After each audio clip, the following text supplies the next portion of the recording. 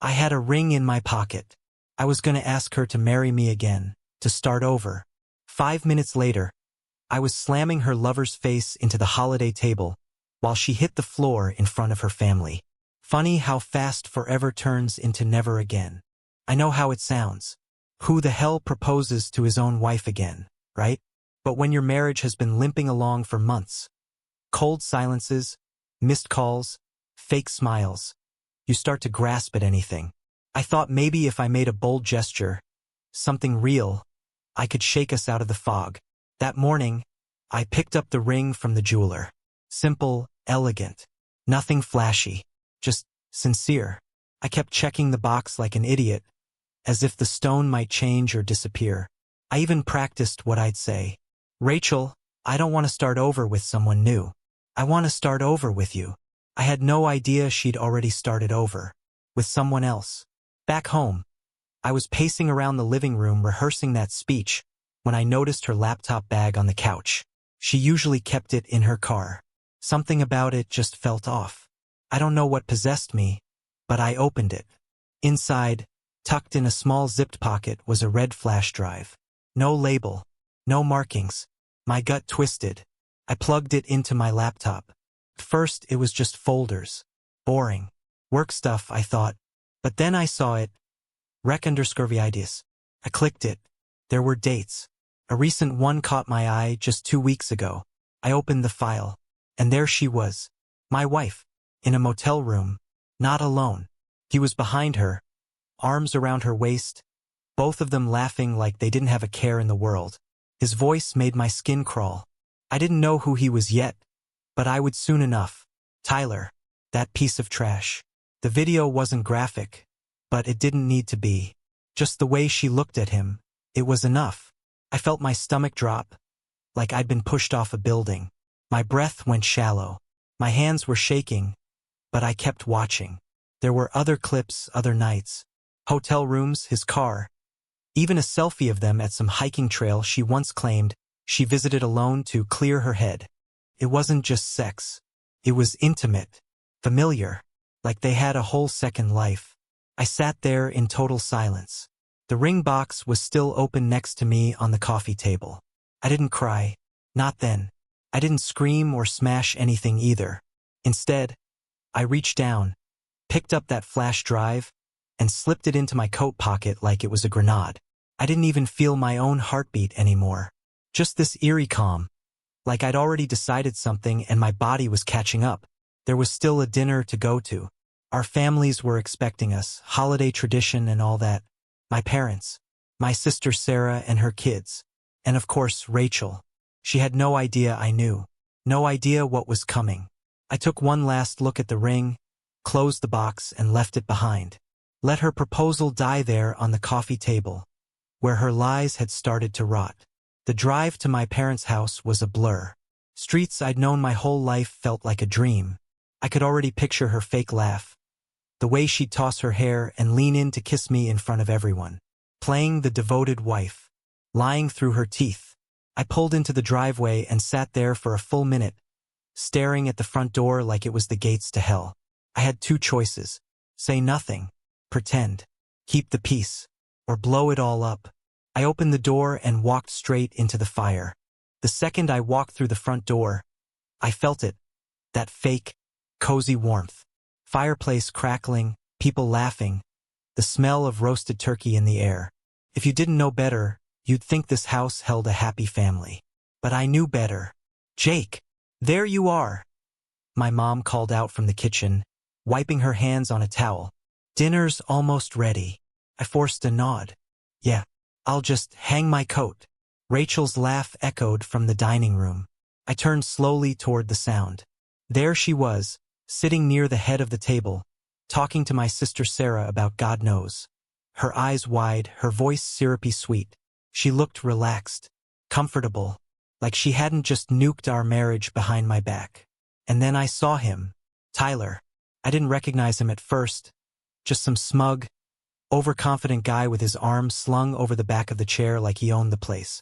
My seat, the one I always sat in. The moment clicked. I knew that face, that laugh. It was him, the guy from the videos. He didn't even look nervous, just smirking like a jackass across from my wife. Rachel was laughing at something he said, flipping her hair the same way she used to with me when we first met. I don't know how I didn't lunge across the room right then and there. Instead, I kept walking, past my dad, who gave me a distracted, "Hey, kiddo," and toward the little TV in the corner of the dining room, the one we never used during meals. I pulled the flash drive from my pocket and plugged it in. "What's this?" Rachel asked behind me, voice sharp, her mood changing instantly. She knew. Somewhere inside, she knew.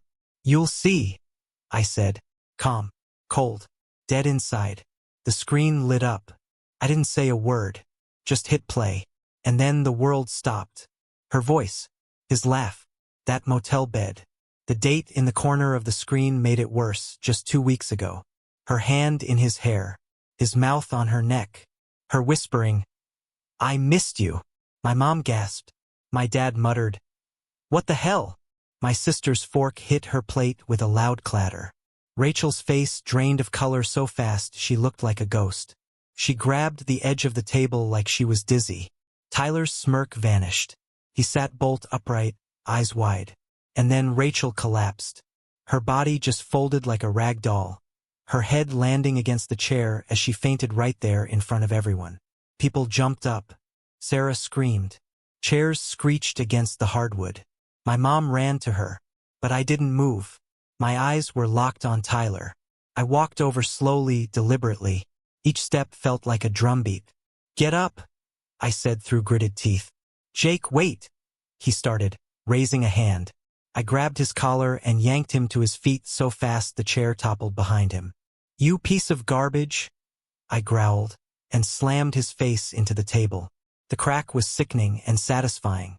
His nose exploded like a busted tomato, blood splattering across the white tablecloth, mixing with the cranberry sauce and mashed potatoes.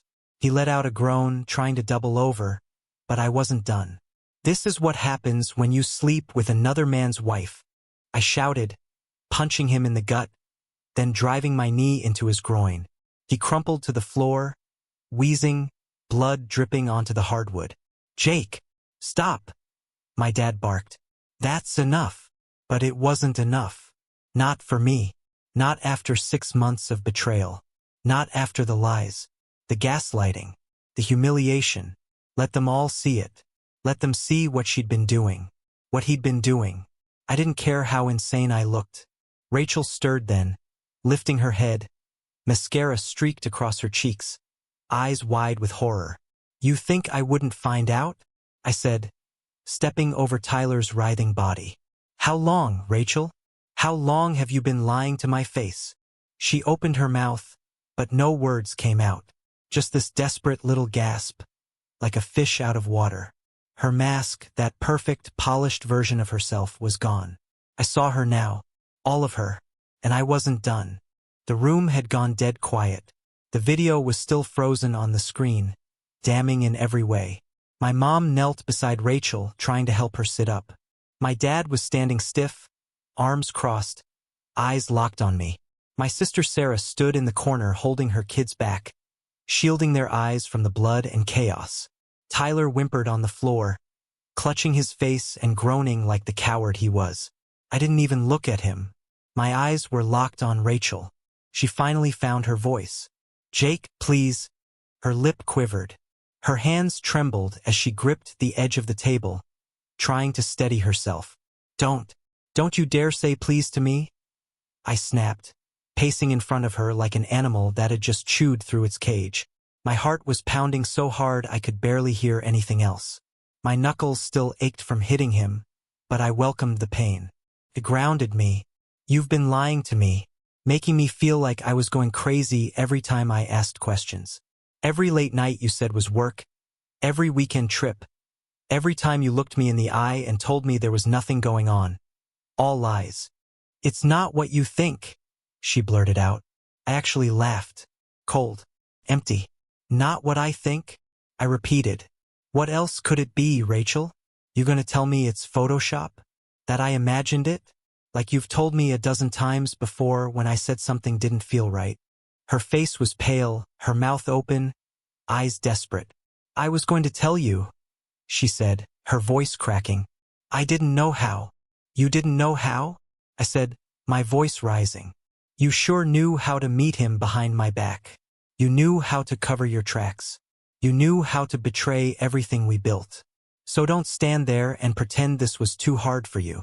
She stood up suddenly, her chair falling backward with a loud clatter. You don't understand, she screamed. You were never home. You stopped caring about me a long time ago. And there it was, the twist of the knife. I stared at her, stunned. The audacity, the sheer nerve to try and flip this on me. Right here in front of everyone. So now it's my fault? I said, voice like ice. I was working my tail off so you didn't have to lift a finger. I gave you the house you wanted, the vacations, the stability, and you're standing here trying to spin this like I abandoned you? Tyler moaned behind me, trying to sit up, blood streaking down his shirt. I kicked a chair out of the way and stood over him. Don't even think about moving. He froze, eyes wide, hands raised. He knew better than to speak again. Jake! My sister Sarah finally stepped forward, voice shaky. This is madness. You can't do this here. This is family. Oh, we're handling it right here, I said, never taking my eyes off Rachel. Because everyone needs to know. I'm not going to be gaslit anymore. I'm not going to play the fool while she plays perfect in front of you. Rachel's expression changed. That softness, that regret, gone, replaced by something cold. You want the truth, Jake? She snapped. Fine. Yes, I cheated. I was lonely, and Tyler was there. He listened. He cared. Something you stopped doing a long time ago. The air got sucked out of the room. My mother covered her mouth in shock. My father cursed under his breath. I stood still, fists clenched, my throat tight. So that's your excuse? I said, barely above a whisper. That I didn't listen enough? That I didn't care enough? I stepped toward her. She flinched. I didn't touch her, just stared her down. I gave you everything I had. My time, my trust, my loyalty. But that wasn't enough for you. Tears welled in her eyes again, but her voice stayed firm. You're not perfect, Jake. So stop acting like you are. Oh, I know I'm not, I said, voice trembling now. Not from weakness, but from rage held back by a thread. But at least I didn't destroy our marriage for a fling with a guy I used to loan gas money to. My dad stepped in again, louder this time. That's enough. Both of you. This isn't the time or the place. I turned to him slowly. Dad? I said, calm but firm. This circus didn't start with me. I'm just the one pulling back the curtain. Rachel sank into her chair, shaking. Tyler looked like he wanted to melt into the floor. And me? I wasn't done yet. Rachel sat slumped in her chair, eyes glassy, her mouth slightly open like she was still trying to figure out what to say next. But there was nothing left for her to hide behind. Not the fake smile, not the I was going to tell you, not the blame game. I pulled out a chair, turned it around, and sat directly across from her. Elbows on my knees, eyes locked on hers. You're not walking out of this room until you tell me the truth, I said, steady, like I'd rehearsed it. Her eyes darted around the room, looking anywhere but at me. My mom was frozen near the kitchen. My dad stood in the hallway like a referee who had no control of the game. Sarah was trying to get her kids out of the room without traumatizing them any more than they already were.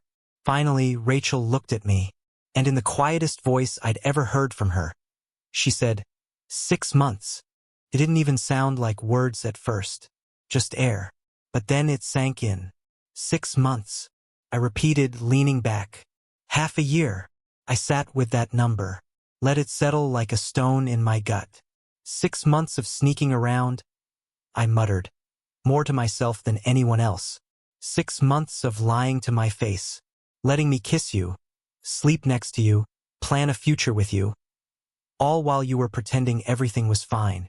It wasn't fine, Rachel snapped, her voice suddenly sharp again. You were never home. You were always working. You didn't even notice I was slipping away. I blinked. Invisible. That's your excuse. I needed something, she said, voice breaking. I needed to feel like I still mattered. I stood so fast the chair behind me screeched across the hardwood. You needed something? I was breaking my back to give you the life you said you wanted. The house, the safety, the future. You told me that's what mattered. And while I was doing that, what? You were running off to some motel with him? She winced like I'd slapped her. But I didn't care anymore. Every time I tried to remember the woman I married, all I could see was the version in that video. Laughing at another man's jokes, holding his hand like it meant nothing. I made a mistake, she said, voice trembling. A horrible, stupid mistake. I didn't mean for it to happen. I leaned in. No. See, a mistake is forgetting to take out the trash. A mistake is leaving the oven on.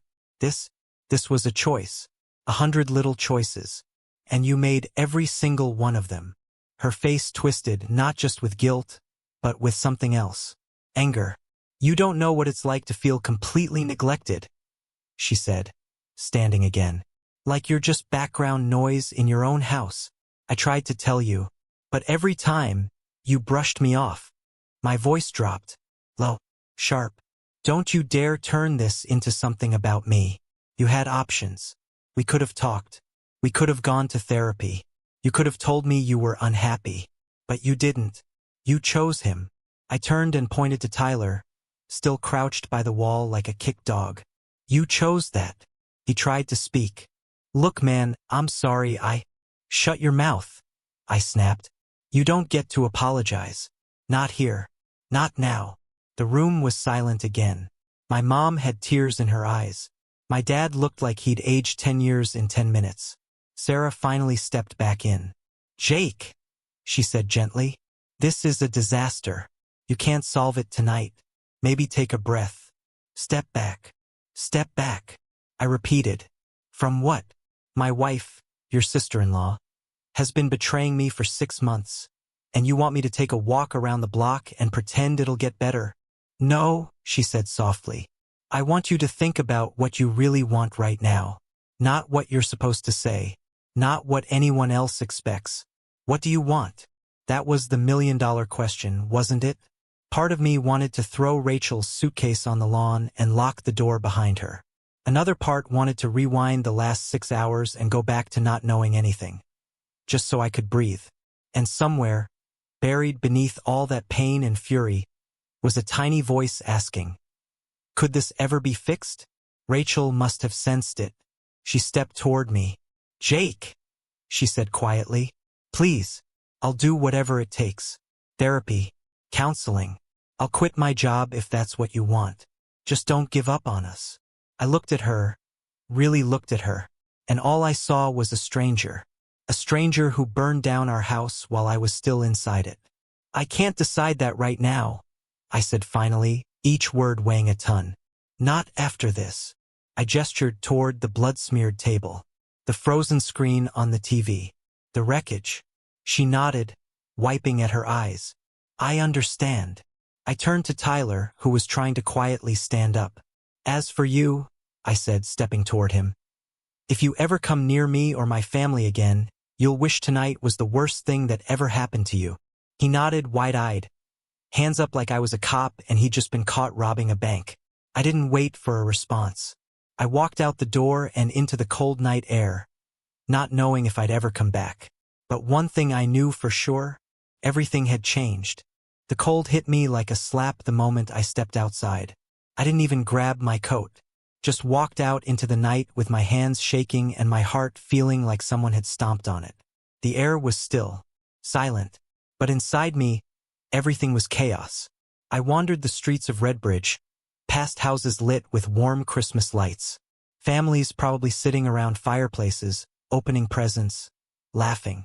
And here I was, trying to stitch together the ruins of my life one thought at a time. I didn't know where I was going until I got there. The park. It was mostly empty. Just one lonely bench under a bare tree, surrounded by dead leaves and cold metal swing sets. I sat down hard, elbows on my knees, breath coming in clouds. I hadn't been there in years, but I knew exactly why I came. This was where I first took Rachel on a real date. It was spring then. The cherry blossoms were in bloom. I tried to climb a tree like an idiot just to pick her a flower. Fell flat on my back. She laughed so hard she snorted. It was that laugh that did it. I remember thinking, I could listen to that laugh forever. And now, that laugh haunted me. I could hear it in those videos, the fake version she gave to Tyler. Like she'd given away a part of herself that used to be just mine. I leaned back, staring up at the sky. What the hell am I supposed to do now? I muttered. I didn't expect an answer, but I got company. Crunching footsteps behind me. I turned slightly. It was my dad. Mind if I sit? He asked, voice gruff but calm. I didn't answer, just scooted over. He eased onto the bench with a quiet grunt. We sat there in silence for a while, both of us staring at nothing. Finally, he spoke. You know, your mother and we've had some real fights over the years, he said. Big ones. There were times we weren't sure we were going to make it. I didn't look at him, just nodded slightly. But this, he continued, this isn't a fight. This is something else. Still, I said nothing. The cold air was doing more talking than I could. She screwed up, he said. There's no excuse for what she did. And that guy, he shook his head. If you hadn't gotten to him first, I probably would've. I almost smiled at that. But what matters now, he said, turning to me, isn't what she did. It's what you want to do next. I let out a bitter laugh. What am I supposed to do, Dad? She burned everything down. He nodded slowly. You can't undo it.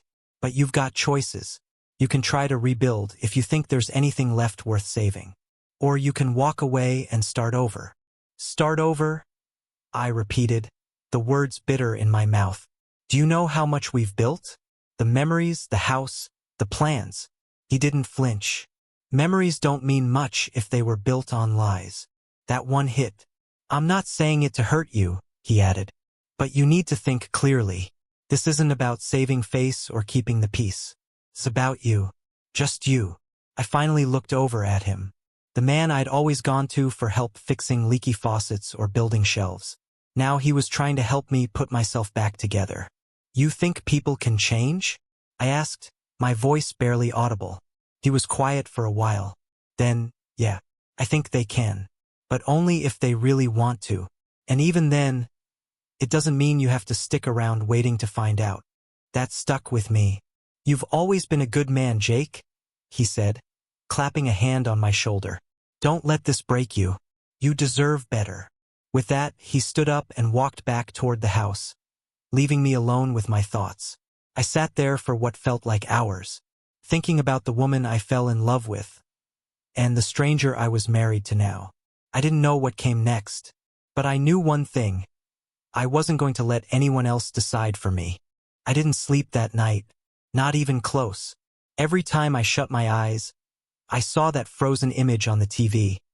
Her arms around him, her eyes shining like they used to for me. The sounds, the laughter. It wasn't just the betrayal that gutted me. It was the familiarity, the comfort between them, like I'd already been replaced. By morning, I felt hollow, exhausted, but I also knew what I had to do. Rachel had been blowing up my phone. Dozens of messages. Some long, some short. All desperate. Please talk to me. I made a mistake. I love you. I'll do anything. I ignored them at first, but one message stopped me cold. If you hate me, say it to my face. I just want a chance to explain. Part of me didn't want to see her again. Ever. But another part, the part that still needed answers, agreed. I texted her back. Meet me at the park. Noon. One chance. No response. Just read. And that was enough. I got there early. Sat on the same bench from the night before, hands buried in my jacket pockets. The sky was gray. The kind of gray that presses down on you.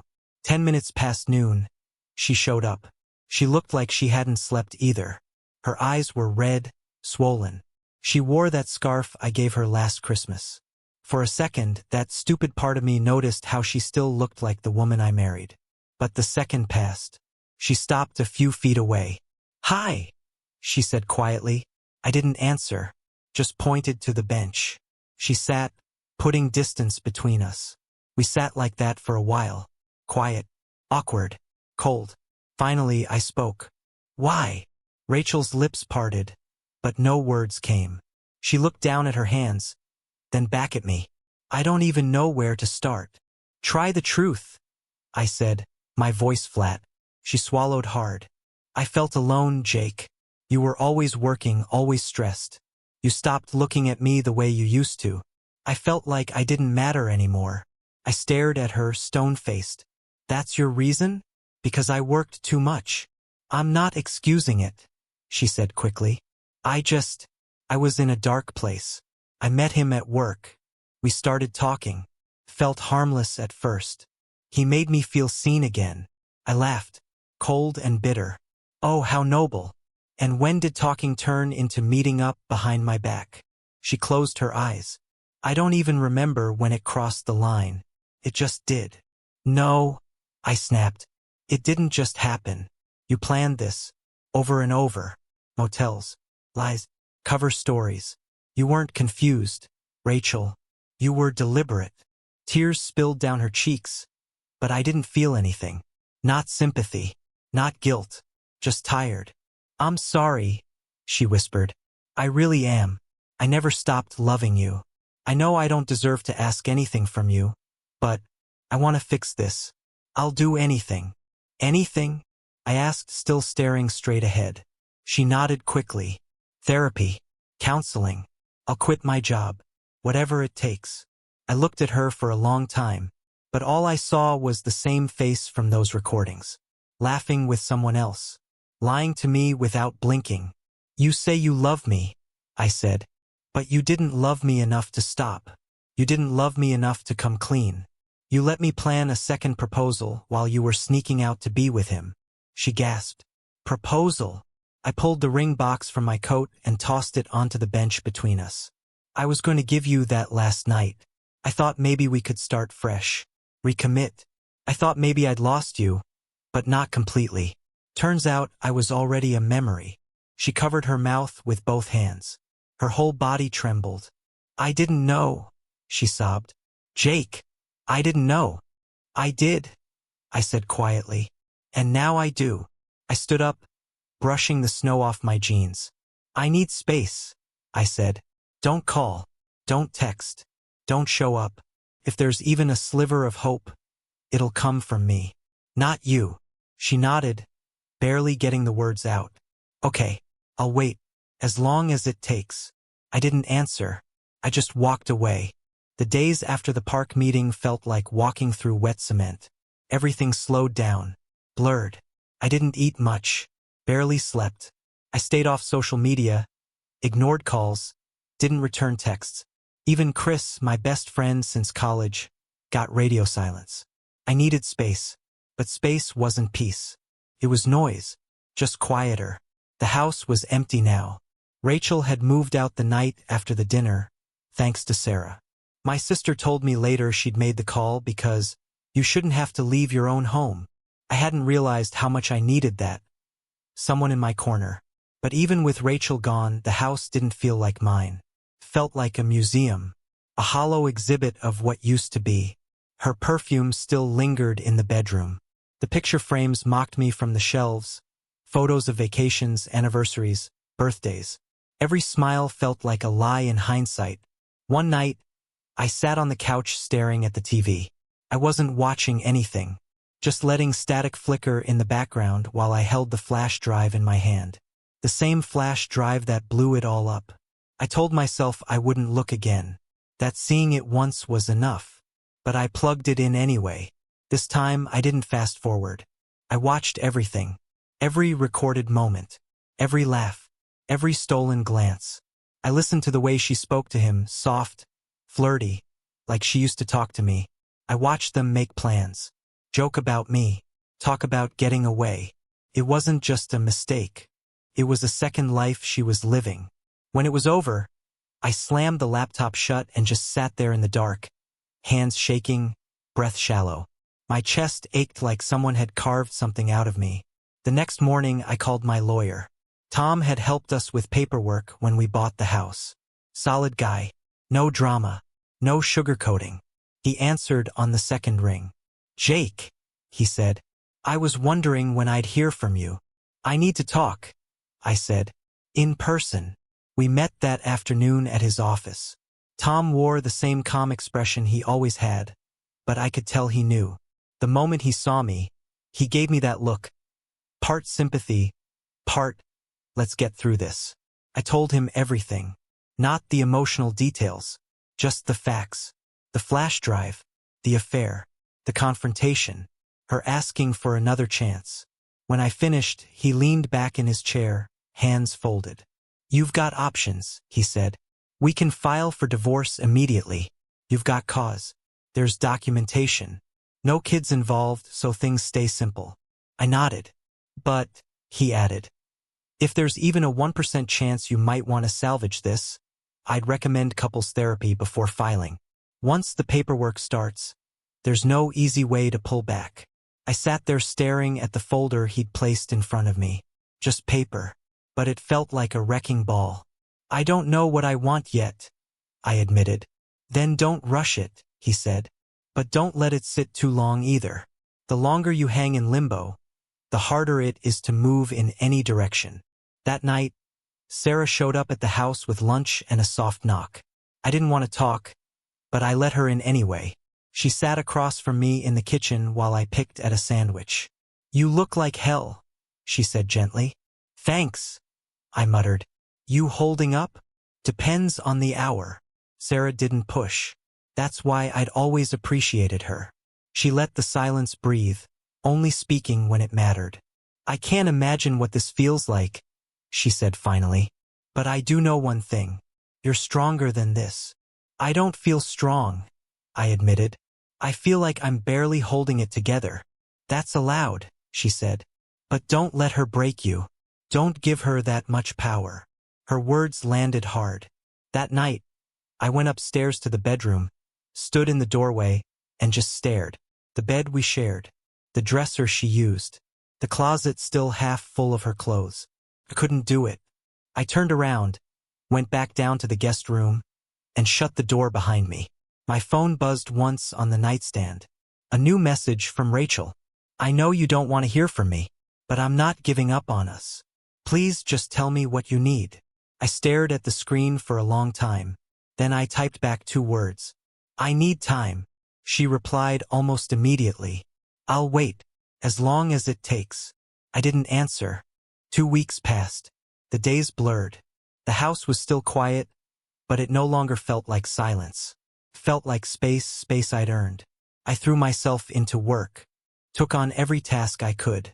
Anything to avoid going home before it got dark.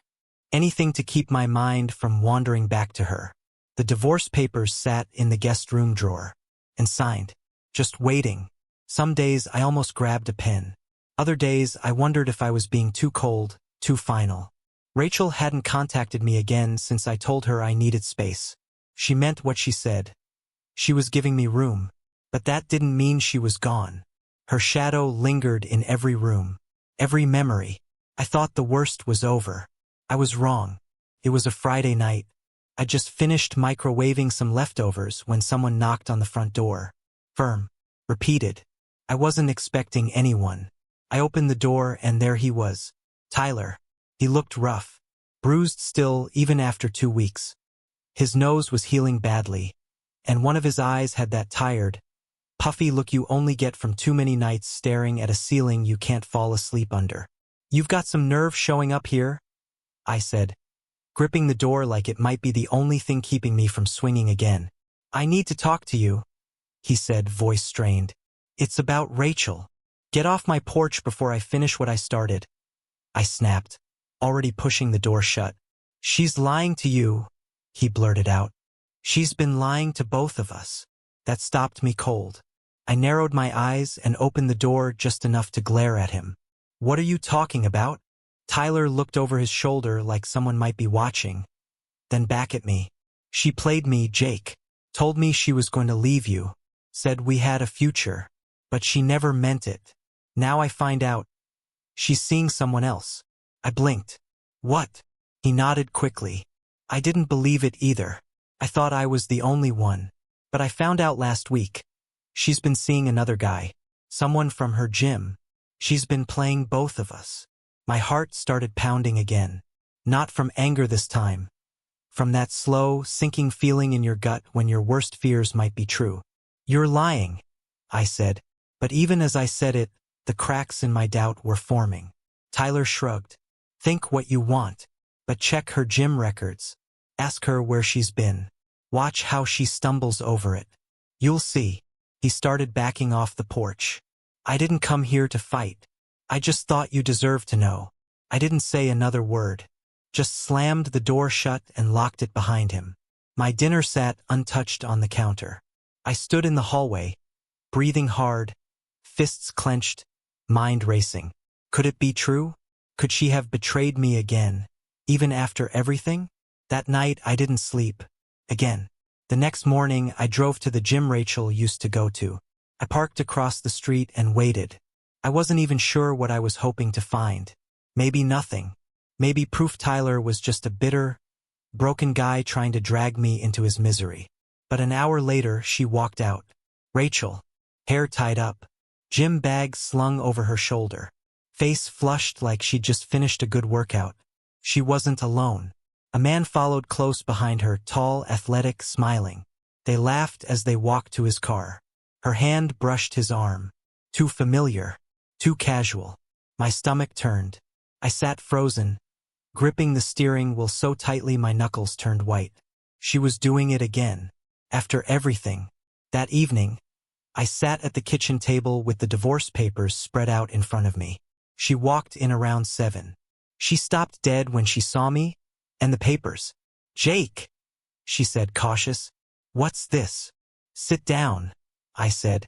My voice wasn't loud. It didn't have to be. She sat. Slowly. I know about the guy from the gym, I said flatly. Her face went pale. Like instantly pale. I don't know what you. Don't lie to me, I snapped, slamming my palm on the table. I saw you. I know everything. She hesitated, then dropped the act. Fine, she muttered, voice bitter. Yes, I've been seeing him. You want the truth? Here it is. He makes me feel alive. Alive. That one word hit harder than anything else she'd said before. Alive, I repeated, barely keeping my voice from shaking. That's what this is about? Cheap thrills and attention? You destroyed our marriage for what? A couple of sweaty workout sessions and some compliments. She stood abruptly, eyes flashing. You don't get it, Jake. You never have. You were too busy being perfect to notice how dead I felt inside. I stood too, my chair scraping loudly behind me. Get out, I said quietly. Take your things, take your lies, and get the hell out of my house. Her eyes filled with tears, but I didn't care. She grabbed her keys, stormed out, and slammed the door behind her. I looked down at the divorce papers. Then I picked up the pen, and I signed my name. After I signed the papers, I just sat there, pen in one hand, silence in the air. It didn't feel like victory. It didn't feel like anything at all. No rage, no relief, just stillness. I stared at my name on the dotted line, thinking about everything it used to mean. Husband, partner, protector, provider. Now it was just a signature. A clean break from someone who'd already left me long before she physically walked out. Rachel's car engine roared in the driveway, then faded into the distance. And just like that, it was over. I stood in the kitchen alone, listening to the hum of the refrigerator. The clock ticked on the wall. I remember thinking how loud it all suddenly seemed. I expected to feel like I'd been crushed. But instead, something strange crept in. Clarity. Rachel's betrayal had shattered me. Twice. And if I hadn't caught it when I did, maybe 3 times. I'd spent weeks replaying everything in my mind like it was a crime scene. Every conversation, every excuse, every moment that now felt staged. But right there in that silence, I realized something. She'd been gone long before I found the flash drive. She just didn't have the guts to say it. The thing is, when someone betrays you, you start questioning everything, especially yourself. Was I enough? Did I do something wrong? Could I have stopped it? I had tortured myself with those questions. But the guy she left me for? And the one after that? They weren't better than me. They weren't more thoughtful or loyal or grounded. They were just new, convenient, someone to fill the emptiness she never told me about. That wasn't on me. That was on her. The next morning, I packed up the last few things that reminded me of our life together. Photos, gifts, souvenirs from old vacations. I put them in a box and shoved it into the attic. Not to erase the past, just to stop letting it control my present. Later that day, I dropped the signed divorce papers off at Tom's office.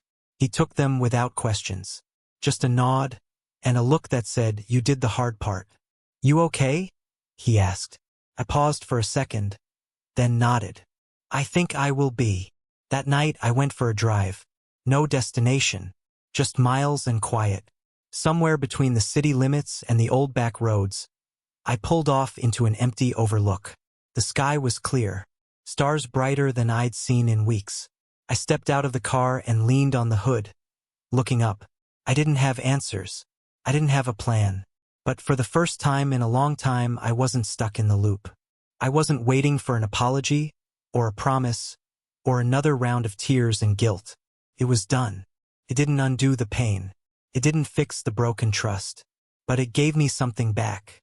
My life, my choices, my peace.